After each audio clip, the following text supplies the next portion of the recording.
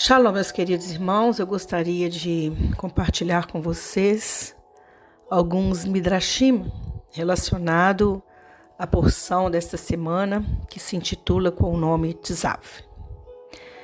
A porção de Tzav é dirigida especificamente aos Kohanim e é por isso que começa com as palavras ordene a Aharon e seus filhos.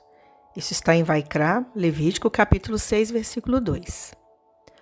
O Midrash oferece uma explicação adicional para a frase que abre esta parte. É impressionante, observa o Midrash, que o nome de Aharon seja omitido em toda a Parashá de Vaikra. Apenas seus filhos são mencionados. E a omissão do nome de Aharon expressa o ressentimento contínuo do Todo-Poderoso por seu envolvimento na construção do bezerro de ouro. Moshe, portanto, intercedeu por seu irmão. E quando Hashem lhe ordenou a mitzvah, ou seja, o mandamento, para preparar a lenha para o altar, ele aproveitou a oportunidade para orar por Aharon. Que tipo de madeira é adequada para acender o fogo do Mizbeach, ou seja, do altar? Perguntou Moisés. Todos são adequados, exceto a madeira que vem de videiras ou ramos de oliveira. O Todo-Poderoso informou. Nada disso pode ser queimado no altar. Eles receberam uma hierarquia honorária devido aos frutos que produzem. Os ramos das videiras não podem ser usados para acender o fogo do altar porque fornecem vinho aos Nessarim, ou seja, as libações. E a madeira das oliveiras também não pode ser usada, pois produz óleo para a menorá, que é o candelabro, e para as oferendas de mirra. E Moshe imediatamente respondeu: Rei do universo, de acordo com suas palavras, parece que uma pessoa merece respeito apenas se produzir frutos valiosos. Você honrou a videira e a oliveira pelo que eles produzem. Então, você não deveria tratar Aharon com honra e dirigir-se a ele diretamente e deixar de lado sua raiva em relação a ele depois que ele educou seus filhos e eles são valiosos? Aceito seu argumento, admitiu o Todo-Poderoso.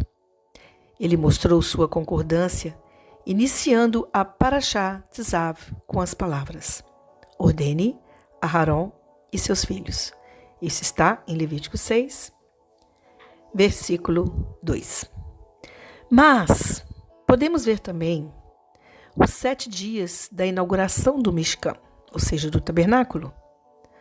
Os fatos deste capítulo que dizem respeito à consagração do Mishkan também são descritos na Parashá Tetzaveh, 7 dias antes do Mishkan ser finalmente erguido no 23º de Adar, e Hashem ordenou que Moshe chamasse Aharon e seus filhos, os Kohanim, para treiná-los no uso das vestes sacerdotais e no procedimento referente à oferta de sacrifícios.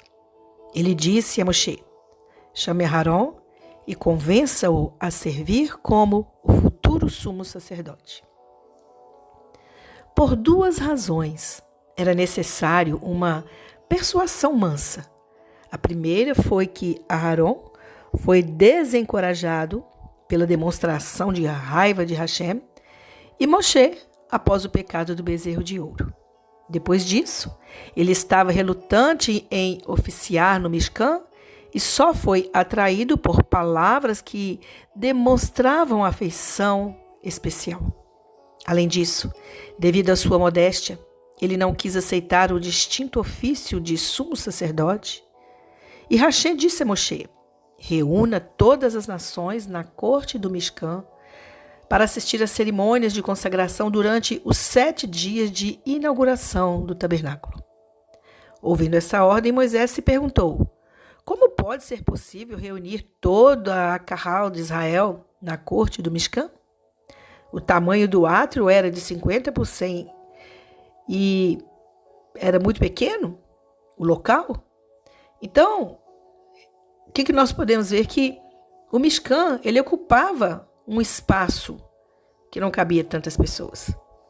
Uma parte adicional foi tomada pelo Mishbeah e o Crior, e a área restante era pequena demais para acomodar 600 mil homens.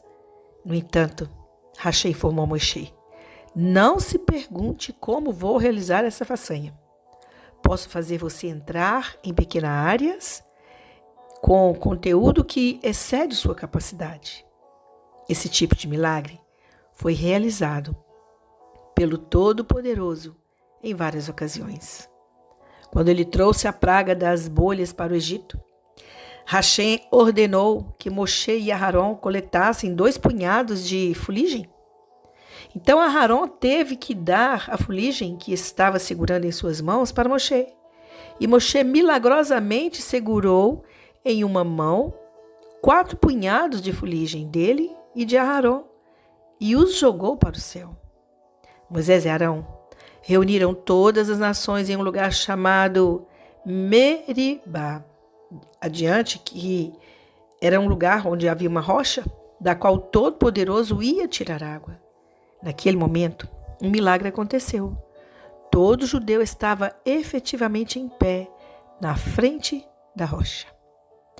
Quando os judeus estavam prestes a cruzar o Iarden, Yehoshua reuniu toda a nação na área entre as 2 barras do Arão. Ele anunciou: através deste milagre que eu acomodei a todos em uma área tão pequena e do qual vocês são testemunhas, vocês devem saber que Deus vive entre vocês. Como já mencionado neste capítulo, o átrio do Mishkan, durante os 7 dias de inauguração, continha todos os homens da nação, um total de 600 mil homens. Este mesmo milagre aconteceu com alguma regularidade no Beit HaMikdash. Quando as pessoas chegaram ao átrio, era uma multidão. No entanto, quando oraram, cada um de repente se viu com 4 amot, 6 metros, 2 metros, extra à frente e nas outras direções um espaço de 50 centímetros. No futuro, também nós vamos experimentar o grande milagre em que uma área terá um conteúdo que exceda sua capacidade natural. O Todo-Poderoso vai ressuscitar todos os Tzedakim, ou seja, os justos, que viveram desde o tempo de Adão, e os trará para Eretz Israel, para a terra de Israel. Então, a terra se expandirá milagrosamente para acomodar todos aqueles que, de alguma forma, eles estarão juntos. Nenhum judeu vai sofrer com a falta de espaço. O Todo-Poderoso realiza milagres somente se forem necessários ou se desejar nos impressionar com uma lição vital, porque em cada um dos casos que nós falamos, ele realizou o milagre de uma pequena superfície no conteúdo sobrenatural. Tentaremos apontar em cada caso a necessidade do milagre. A peste das bolhas, ou seja, das feridas, que causou aos egípcios dores físicas bastante agudas, foi um castigo midá keneged midá, por ter obtido grande prazer físico às custas dos Bnei Israel, dos filhos de Israel, porque eram obrigados a aquecer e esfriar a água para seus banhos. Portanto, essa praga foi introduzida de uma maneira que incluía muitos detalhes milagrosos, como uma punição impressionante no comportamento imprudente. Já em Meribá, todo judeu de repente se viu diante da rocha.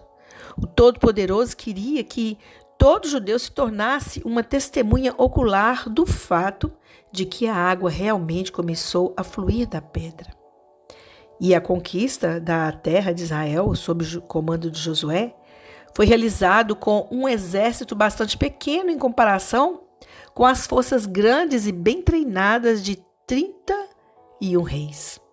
O milagre de toda a nação encontrar um lugar entre as grades do Arão, que ocorreu antes de cruzarem o Iarden, foi uma demonstração de amor e afeição de Hashem. Sabemos que ele estava entre eles.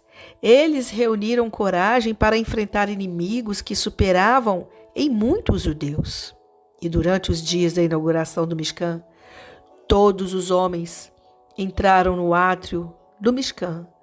Hashem queria que todos os judeus pudessem observar como os Kohanim, ou seja, os sacerdotes, eram consagrados para que cada um demonstrasse uma atitude apropriada de respeito para com o Kehuná, ou seja, com o sacerdócio. Além disso, o Todo-Poderoso queria que todos testemunhassem a revelação da Shekhinah, sinalizada pelo fogo celestial descendo sobre o altar. E no Beit HaMikdash foi necessário um milagre de certa área até ter conteúdo que excedia sua capacidade normal para que os adoradores pudessem vê-la bem debaixo de seus narizes durante a tefilá, a oração. Por isso, cada um precisava de 4 metros de frente, a altura média de cada pessoa. Hashem também forneceu um espaço vazio para um amar nas laterais e nas costas de cada um, para que eles pudessem orar sem se distrair com a oração de seu vizinho. Além disso, esse espaço não permitia que se ouvissem as suas confissões de pecado do vizinho que estava ao lado ali também fazendo a sua confissão, e assim impedia que ficassem constrangidos. Moshe fez com que o Todo-Poderoso lhe havia ordenado. Ele reuniu Aharon, seus filhos e os Bnei Israel na corte do Mishkan. Apesar de não ser um Kohen Gadol, ou mesmo um Kohen, Moisés assumiu o papel de sumo sacerdote durante os 7 dias de posse. Ele vestiu as vestes brancas do tipo usado pelo Kohen Gadol em Yom Kippur e oficiou como se fosse o sumo sacerdote enquanto Aharon observava. Interessante que a princesa casou-se muito jovem. O rei, seu pai, temia que ela ainda não estivesse pronta para cuidar de si mesma.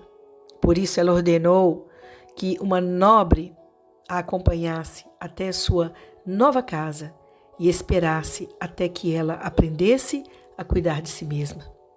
Isso é para exemplificar que, da mesma forma, Aharon até então serviu como Levi. Agora ele seria obrigado a oficiar como Kohen Gadol. Portanto, Hashem ordenou a Moisés: treine-o para que ele saiba como realizar avodá, serviço, de forma independente. Você espalha o sangue na presença dele e limpa o altar enquanto ele observa. Moisés realizou todos os detalhes do serviço de consagração, de acordo com a descrição da Parashá Tetzaveh. Ele mesmo vestiu Aharon com as 8 vestes do sumo sacerdote. Moisés também vestiu e despiu os outros Kohanim, e durante os 7 dias, para ensiná-los e treiná-los.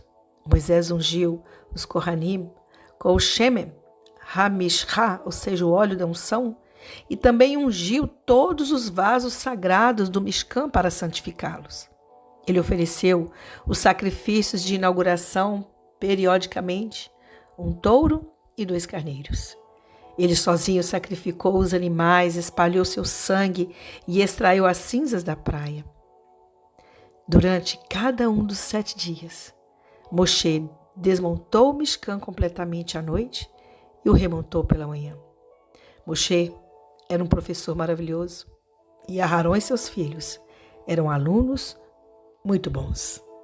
Eles aceitaram com veemência as palavras de instrução de Moshe, e Hashem ordenou que durante os 7 dias da inauguração, os Kohanim, eles não podiam deixar seu avodá, ou seja, seu serviço, por qualquer motivo. 7 dias se passaram, e agora o 8º. O dia decisivo era iminente.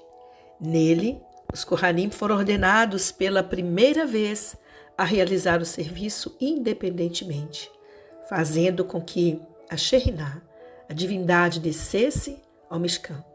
Os eventos deste memorial, o 8º dia, repletos de tragédia e alegria, são descritos na próxima porção da Torá, intitulada como Shemini. Que o Eterno te abençoe, que você tenha um Shabat muito abençoado e que possamos, assim como Moisés, que ensinou a Arão, possamos também ser discípulos de Yeshua, o nosso mestre, e fazer tudo aquilo que ele tem nos ordenado. Shalom, shalom, Shabbat shalom.